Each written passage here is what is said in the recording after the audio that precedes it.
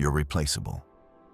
Not in a dramatic, cinematic way, not in a way that makes you special for feeling it. Just in a cold, quiet, matter-of-fact way that most people avoid thinking about. If you disappeared from your job tomorrow, they would fill your seat. If you stopped texting first, some people would never reach out again. If you stopped showing up, the world would keep spinning without even a stutter.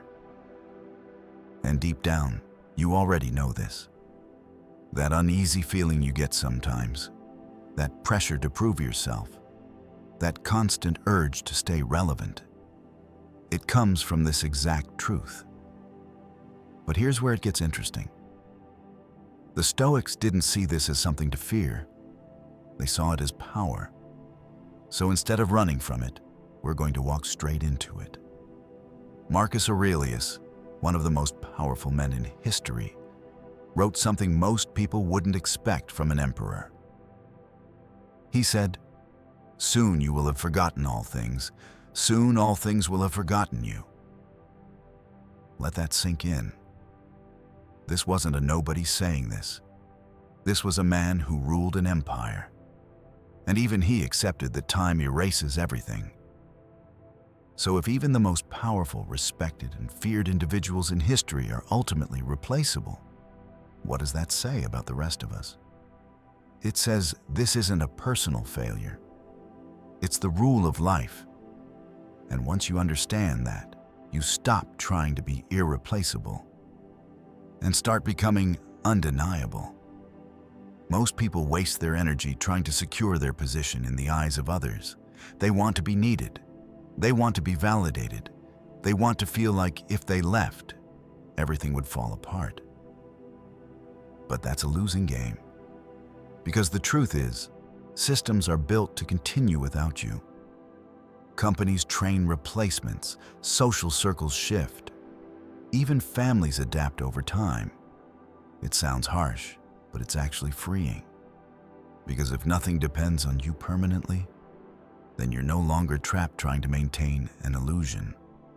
You're free to focus on something far more important, your own value. And here's a fact that might hit harder than you expect. Studies in organizational psychology show that most roles in companies can be filled and operational again within weeks to a few months. Not years, weeks. That doesn't mean people are useless. It means roles are designed to be replaceable. So if you've been tying your identity to your position, your title, or how needed you are, you've been building your self-worth on something that was never stable to begin with. That's why it feels so fragile. That's why one bad week, one bit of criticism, or one shift in attention can shake you. Now here's where Stoicism flips the entire script. Instead of trying to avoid being replaceable, you accept it fully. You don't resist it. You lean into it. Because once you do, your mindset changes completely. You stop asking, how do I make them need me? And start asking, how do I make myself so sharp, so disciplined, so composed that I can walk away from anything and still be fine? That's real power. Not being needed. Being able to leave.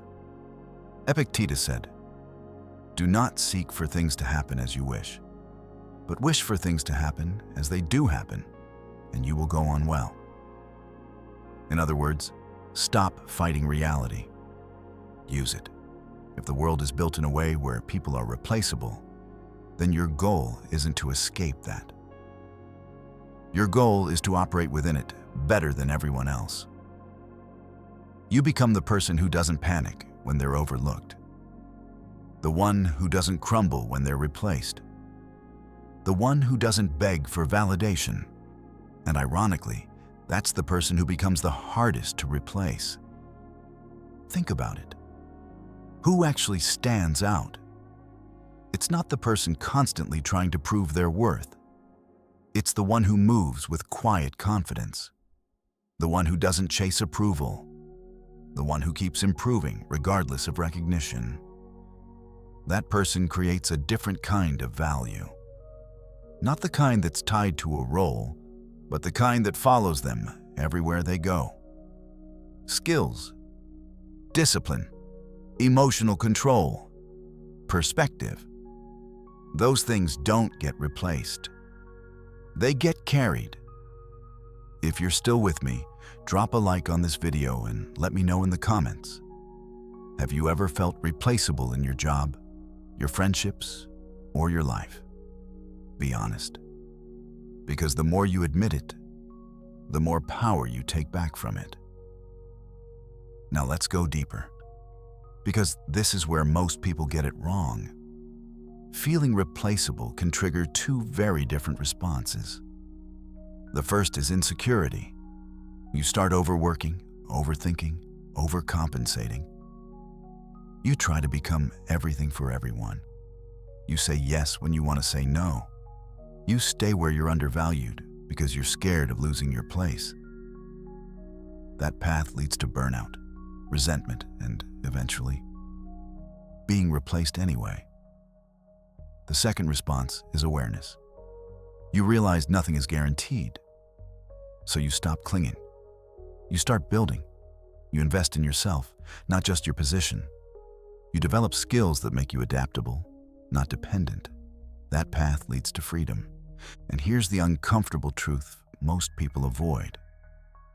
Sometimes you're easy to replace because you haven't done the work yet. Not because you're incapable, not because you're not talented, but because you've been comfortable. You've been coasting.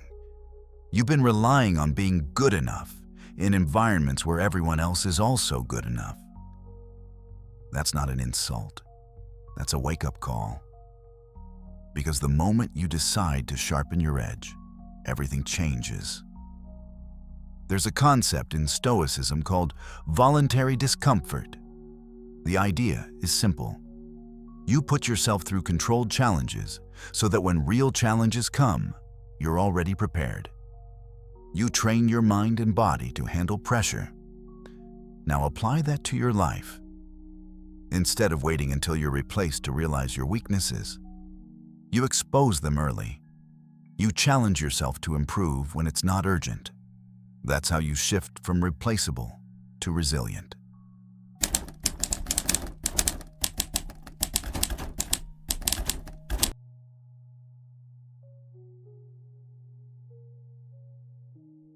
Quick pause here, because this matters.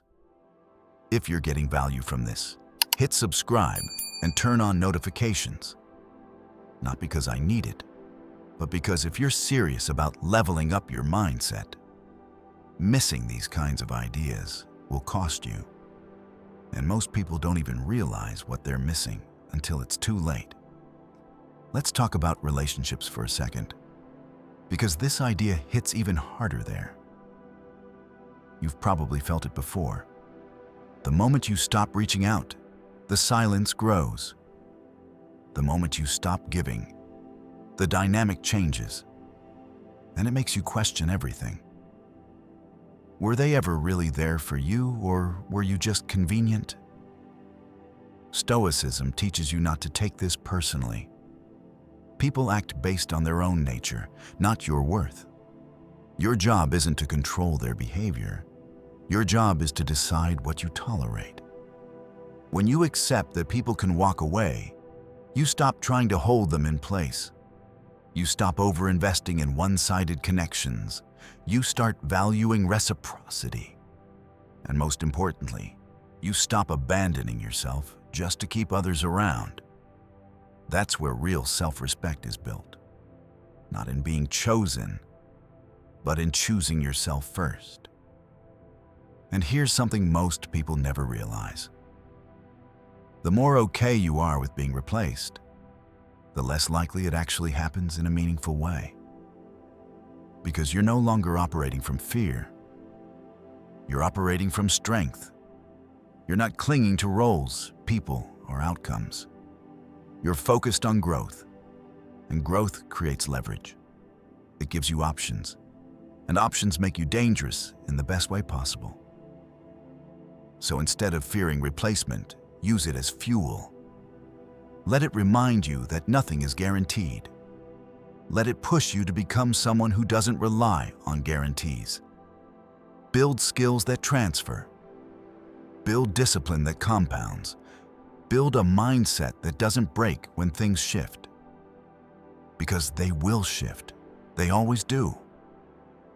I want you to think about this and drop your answer in the comments. If everything in your life reset tomorrow, your job, your circle, your routines, would you be able to rebuild? Not instantly, but confidently.